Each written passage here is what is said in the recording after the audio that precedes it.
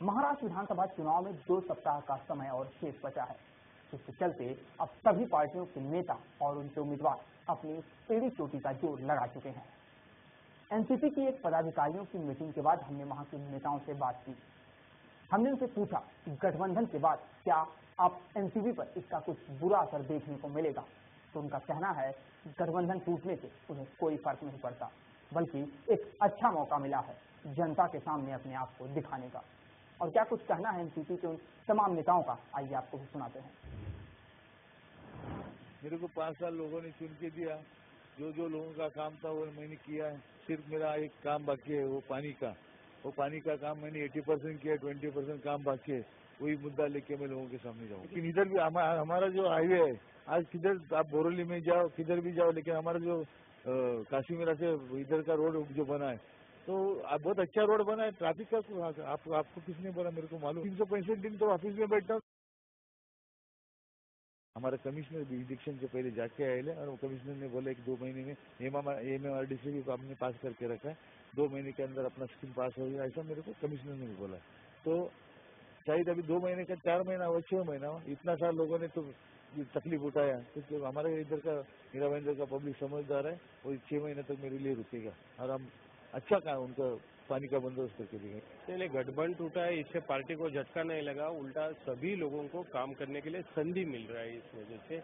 और दूसरी बात आपने जो बताया, वो हम लोग चुनावी विकास का मुद्दे पे लड़ने वाले हैं। हम लोग विकास का मुद्दा यहाँ पर जो प्रॉब्लम है, थाना में हो या भाईंदर में हो, वही हमारा मेन मुद्दा रहेगा। तो हमारी एक ही रणनीति कि हमारे पार्टी के अध्यक्ष ने जो कुछ हमको कैंडिडेचर दिया है, उनको यहाँ से सक्सेसफुली चुनाव जीत के उनको विधानसभा में रहेगा, इतना हमारा रणनीति है।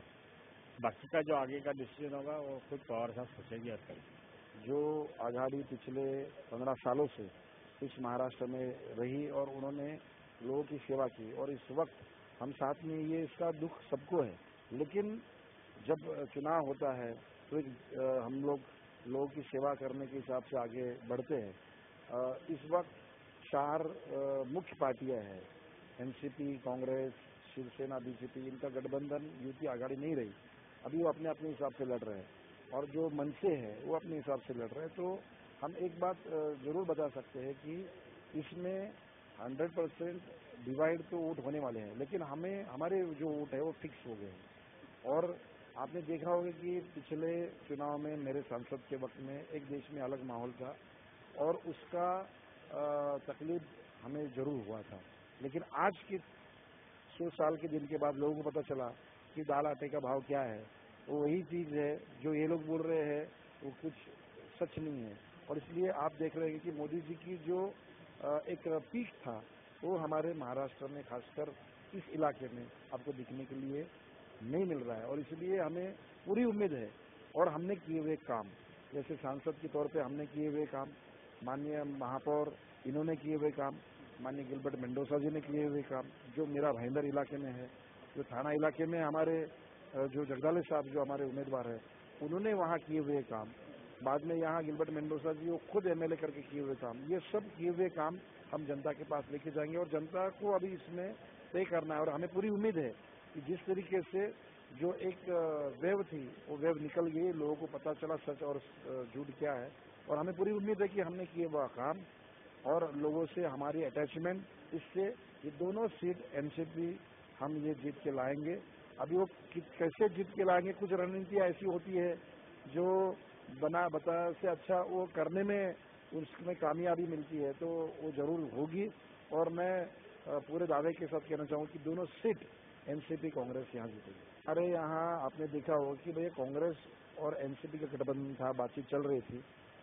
अचानक कांग्रेस के नेताओं की तरफ से उनकी एक लिस्ट जारी की गई, आपने देखा होगा, और उसमें ऐसी सीट हम मांग रहे थे जो सीट हम लड़ना चाह रहे थे, और कुछ ऐसी सीट हम उनको देना चाह रहे हैं जो उनको लड़नी चाहिए। अभी अगर वो वैसा करेंगे तो फिर बोलने का मौका तो होना चाहिए। जब कभी बोलते हैं हम लोग, जब वो लिस्ट नहीं जारी की जाती है, और उसके ऊपर से फिर अगर ऐसी बात है, और जब हमने कांग्रेस के नेता लोगों से बात की, हमारे नेता लोगों ने, तो उन्होंने कहा कि नहीं भैया अभी तो डिक्लेयर हो गया है, अभी ये हमने 118 सीट डिक्लेयर की है, अभी इसमें कोई बर्ताव नहीं हो बदल।